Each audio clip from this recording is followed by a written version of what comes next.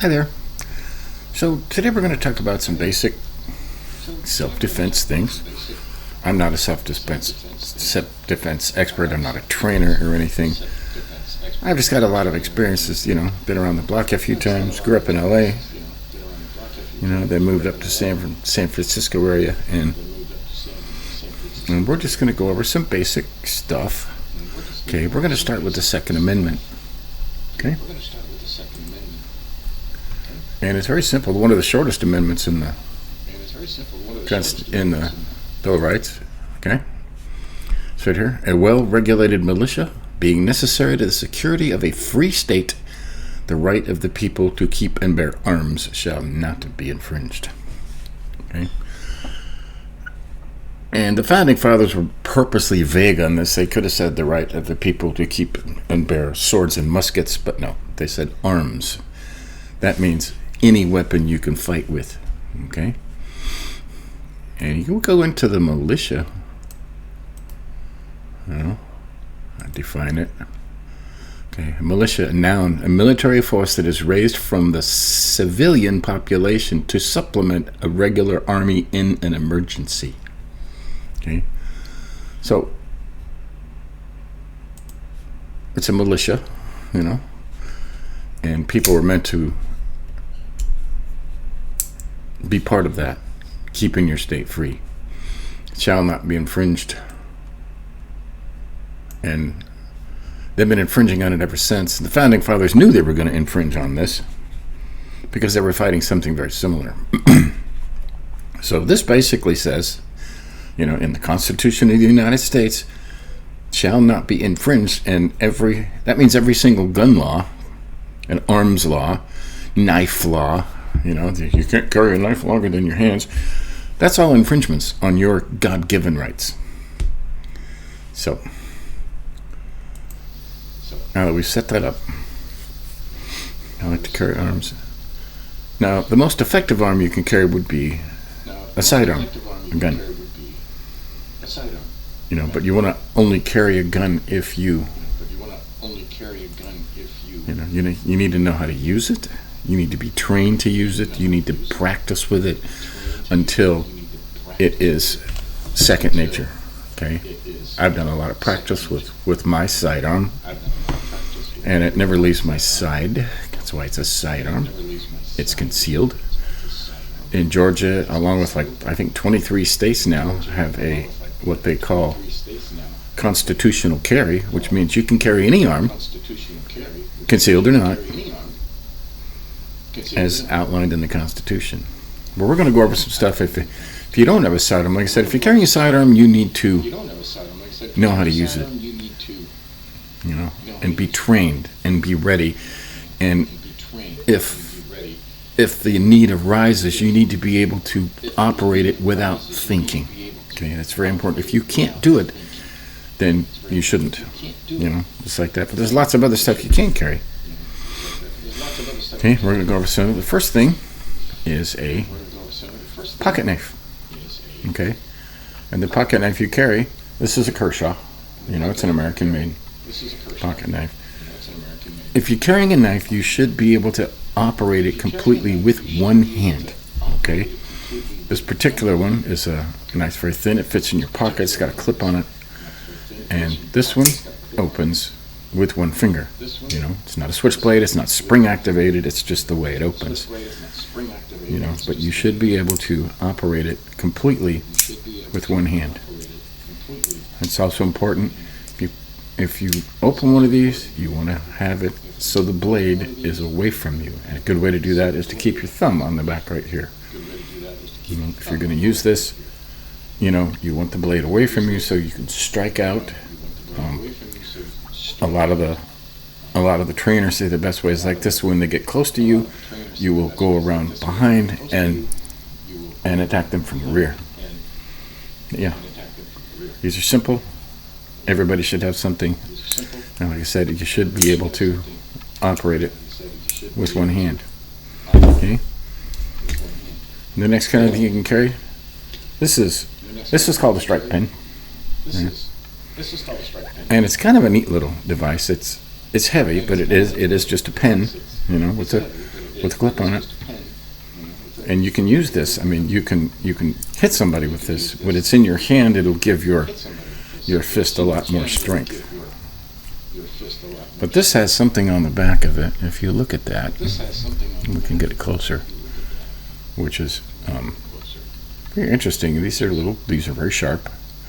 Okay, and what that is for on the strike pin is if you hit somebody with this, these little sharp edges are going to go into their skin, and if you push it in and twist, it's going to tear some skin off, and it'll be stuck in that little thing. And then what you do after you've got the skin off is you unscrew the cap to the pin. Okay. There's the pin.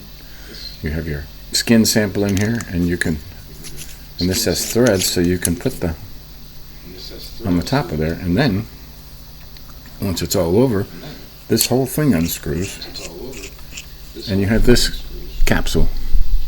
Okay, and what that is, it's closed, it's sealed, and what you have now is a DNA sample from your attacker.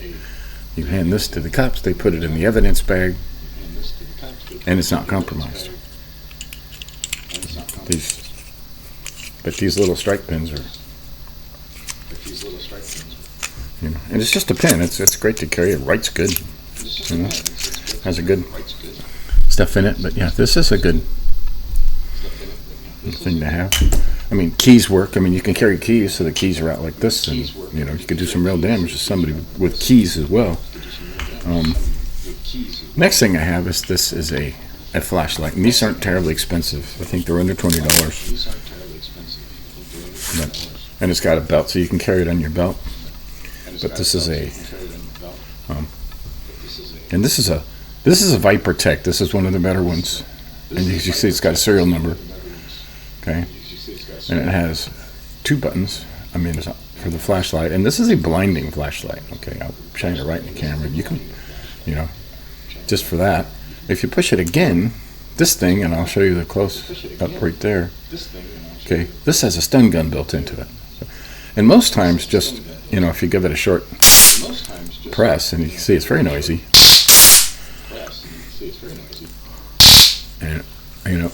And it'll last probably 20 minutes doing that. But usually just seeing that will make somebody back off. But if you touch somebody like that, I'm turning it off because I've done this. If you touch somebody and press this little button right here, they're going down. It's like 50,000 volts.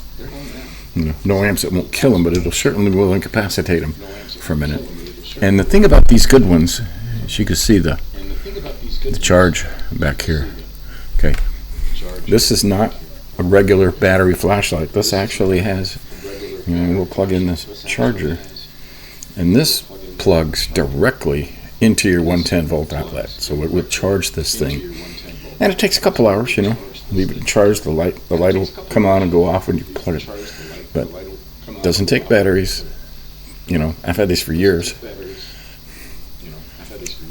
Yeah, 110. And that's good. That's good stuff right there. But yeah, you can put this in here, and and this can be carried on your belt. Okay, and so you can pull it out quick. If you're a lady going to your car at night, I would have this already in my hand. Okay, and they make cheaper ones. Okay, this is a cheaper one. It says police on it. It's not a police issue, and it just says stun gun. It's a cheap one, but the same. 110 charger, and they're not expensive. I mean, this has the same. Same thing, and that's a good thing to carry. Okay. The next item is this. Little wand, and please carry these. Okay. And you can get them. I mean, they're most of the stuff is under $20. This is a police baton. This is very heavy. This thing weighs about 3 pounds. But if you're swinging around, this one, if you've ever seen the cops carrying, you just give it a little flip, and it locks in place. Okay. Hit it, and it locks in place. And this thing, And this is steel all the way through. This thing is going to, if you want to swing, I mean, you can, if you've ever seen the police use these, it'll do the jam. It'll do the job. And it's, sometimes it's better to have something to swing at somebody with. And you have to bang it on the floor pretty fast to close it, but it will close. And these things are great to carry. Something like this, $20, But yeah, it can be pulled out. It can be pulled out very quickly and activated. So all that stuff works. Another good thing is a cane. Now this is a walking stick. This is kind of a fancy one made by the Bridges Golf Company. And this is carbon. This is all carbon fiber. But the best part about this, and it's just a walking stick, and I have these walking sticks. But this thing has this, I think it's an old glass doorknob actually, but as you can see, it's very heavy and it's very well mounted. And this thing is meant for holding on to. Nobody's going to be the wiser. But if you back up and you have to swing this at somebody, that's going to knock them senseless right there. It will knock them senseless. I mean, it's just a stick, and it's also a very large to keep somebody at a distance. That's the kind of, if you can carry one, it incapacitates one of your hands, but at the same time, you have a weapon at the ready in your hand. There's other stuff. If you want to spend more money, this is a cane. It's just a cane. It's a big cane, and it's really heavy. So I mean, this alone would, probably put somebody down. This particular one, and I'm not going to open it all the way. It's got a button right here. And if you press this button, with your thumb, this has it's actually a sword in it, but and you would probably get in trouble for carrying something like this because it's so long, because of some of the nonsensical laws they have. But if you have to use it, most times nobody's even going to know it's there. But it's there. And according to the Constitution, this is arms. You're bearing arms, and you don't. Although in a lot of states they have a rule, and they can cite you for it if you believe there are laws that most knives, if you have a knife, it's not supposed to be longer than the palm. The blade is not supposed to be longer than the palm of your hand. As you can see, this one is legal to carry in all states because the blade doesn't go out past the palm of my hand. Okay. There are older knives like this. This is an old, this is a buck knife made in America, Model 102. It's called a Woodsman hunting knife. And this does go out past the palm of your hand, as you can see. Well, they probably wouldn't like this, but these classic old knives have been around for. This one's probably 50 years old, although the case isn't. And it's good to carry. I mean, if you were going to be out in the woods, something like this is a knife you'd want to have on your side. It's made specifically for that. You can kill and skin animals and eat and make tents and all kinds of stuff with a good hunting knife. Do they need the great big ones? No. If somebody's going to get close enough to where you can reach them with a big knife, they're going to be close enough to where you can reach them with a small knife. And you don't want to kill anybody. You just want to get them so they don't want to mess with you. Okay? Yeah. You can carry all this stuff. And, I've collected, all this stuff over the course of my travels. Okay. Some of the stuff I got from my wife, but I trained my wife to carry a sidearm, so. But the idea is to get them to run away. It's not to kill them, it's not to incapacitate them, unless you absolutely have to save yourself. And saving yourself is legal in all states. Okay? Like to say, it's better to be tried by 12 than carried by 6. So Protect yourself, no matter what, even if it's a pen, even if it's your keys, always have something at the ready. The world's not getting any nicer. So, but any questions, let me know. But till next time.